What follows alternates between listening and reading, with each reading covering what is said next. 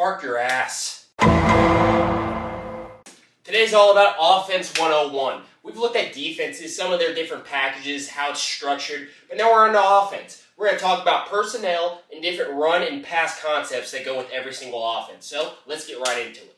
As we all know, offenses have 5 offensive linemen, 1 quarterback, and then 5 skill players that can get the ball. Just like on defense, what they can do, they can mix and match what kind of skill players they have out there, creating different personnel groups. So for instance, right here is going to be your basic 11 personnel group. That means we've got 1 running back, 1 tight end, and then 3 wide receivers around. That's your basic just balance set that a lot of offenses have. And then you've got your 12 personnel. Let's say you take a receiver out. What you can do, you can add in another tight end. 12 personnel, meaning 1 running back and 2 tight ends. Pretty simple. Now when you're writing out a personnel group, it comes in a 2-number package. The first number, that's going to be how many running backs you have. The second number, that's going to be how many tight ends you have. So let's say we're in a 10 personnel. That means we have 1 running back, 0 tight ends, so that means 4 wide receivers. Let's say we want big heavy bodies in there. We go 14 personnel. That's 1 running back and then 4 Ron Swansons out there just oozing masculinity. You can mix and match any way you want. It's kind of up to you, but that's just the basics on general personnel. Now every team is different, but for the most part, offenses like to stick with this 11 personnel look and then sprinkle a little bit of 10 and 12 in there. Now you may be asking, Coach Steele, why is this? Let me answer that question with an answer. Whenever you got this tight end in the game, what does that mean? That's extra beef on the line of scrimmage. That means a strong run game. And then what can you do off a strong run game? You can add in the play-action pass. Let me show you. Let's say you've been pounding the pill the whole game and the defense just can't stop you. So what are they going to do? They're going to get up to the line of scrimmage. More guys are going to get in the run fit. And then what does that do? That opens up pass lanes. Let's say you fake it to the running back. Next thing you know, you've got your safety. He's flying upfield. He wants to get in there and stop the run. But what happens off that? Now, you've got open pass lanes for your wide receivers, for your tight ends, and that just makes the life easier for the entire offensive scheme. Now, 10 personnel, as we should know by now, that is 1 running back and then 4 receivers on the outside.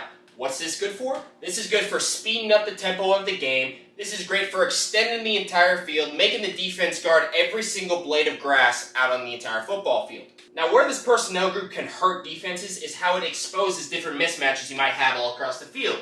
What might those mismatches look like, you might be asking? Let me help you. I'm about to put on the QB headset, QB helmet, and I'm going to take you through a quick play and show you what goes on through their head and how they see and then expose those mismatches. You just broke the huddle. You see it's 1 safety deep. Looks like cornerbacks are going to bail. What are you thinking? Probably cover 3. Okay, where can I attack cover 3? Ooh, those seams, those look pretty wide open. How can I attack those? I don't know. Let's see my mismatches. Ooh, that's a pretty fat linebacker right now on my speedy slot receiver. Canopy, canopy, canopy! Okay, so hike! Slot receiver, he goes on a little bender around the seam, gets right behind the hook linebacker, right in front of the deep safety and deep cornerback. That's a 15-yard gain. The offense is rolling. Now imagine that kind of thought process in front of 100,000 people. The defense is disguising what they're in.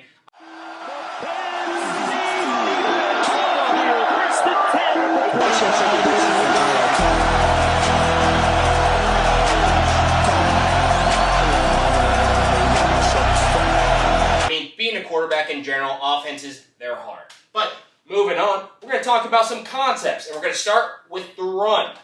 Now, there's really 2 big families whenever you're talking about run concepts, and that's the zone and the gap schemes. And where they differ is how the offensive line blocks. For zone schemes, it's never simply, I'm blocking that guy no matter where he is. It's all about blocking through your zones. Now, that can look different in different ways, depending on what the defense is showing you. There might be times where it's just one-on-one blocks, but you're still going through your zone.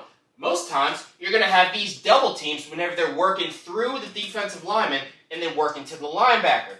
And then for the running back, it's simply getting the ball. Every team's different. Maybe you have a specific read. If you see a linebacker's hat is on a certain side of the lineman, every single team is different, but that's the basics on just run blocking.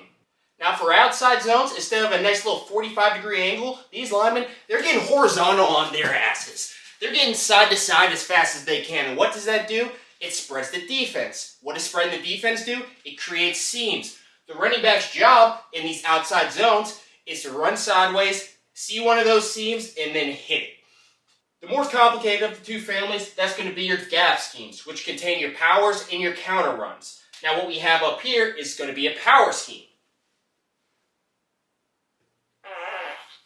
Oh God. Now sorry for the shitty drawing, but what a power is you're going to have this backside guard pull around, and he can either do two things depending on the scheme. He can either kick out the DN, or he can lead a little convoy up to second level player, this being the linebacker. Right here, he's kicking out the end. Now what's everyone else doing? What they're going to do is they're going to back block everything else and effectively create a wall that none of these guys can come through. And then this wall, along with this out block, creates a little alley for the running back to hit. That's power. While power is a little more about getting downhill runs, counter is a little more misdirection, getting your eyes and your body in one spot and then sticking at another. Now, instead of one puller, you're going to have two, usually in the form of a guard and then a tight end. Now, mechanically, it's basically the same. You've got your guard and your tight end probably kicking out this defensive end, and then another one working up to the second level. And then everyone else on the line, they're just going to be back blocking, trying to create that little seam for the running back to hit. But where the misdirection really comes in is what the running back does here. Now I put it under center to give you a better idea of what it looks like as far as which way he's going. But instead of just going straight to this hole, the misdirection comes in the running back whenever he either jabs or takes multiple steps this way and then comes back into the hole he's supposed to go to. What does this do? How does this hurt the defense? If you've got aggressive linebackers that see that first step and just go straight to a hole, that's going to screw them. Because what it does, it takes them out of their gaps. Because you've got two pullers, so now these guys' gaps are changing, but they've already committed to that first couple steps. They've gotten inside the line of scrimmage, and now it just makes all these blocks much easier for these pullers and these double teams. So, counter, great play if you've got aggressive linebackers and guys that just fly up into the line of scrimmage and don't see the pullers. We talked about a couple run concepts. Now we're going to move on to the aerial attack. Now, this could take hours to explain every single pass concept known to man, so we're just going to keep it at 4 simple ones that I think are probably in every single offense. We're going to talk about what they are, what defenses they're best against, and just how they operate.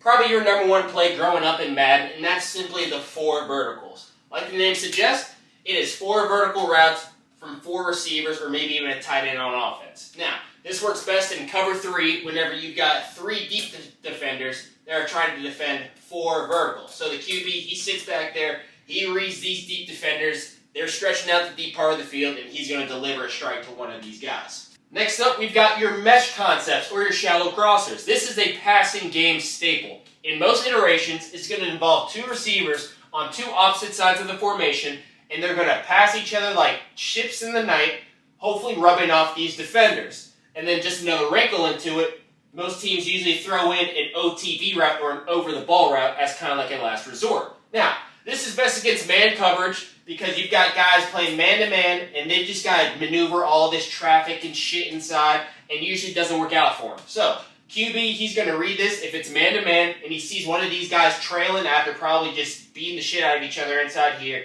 He's going to whip it out to one of these guys, and they've got plenty of space to run. Now, if they check into a zone, what these guys can do in these shallow crossers, they can settle in one of these soft areas of the zone, catch it, turn upfield, and get as many yards as they can. Next up, we've got your flood and your boot concepts. Like the name suggests, it's 3 guys running 3 routes to 1 zone of the field, ultimately flooding it. You've got your short route, you've got your intermediate route, and you've got your deep route.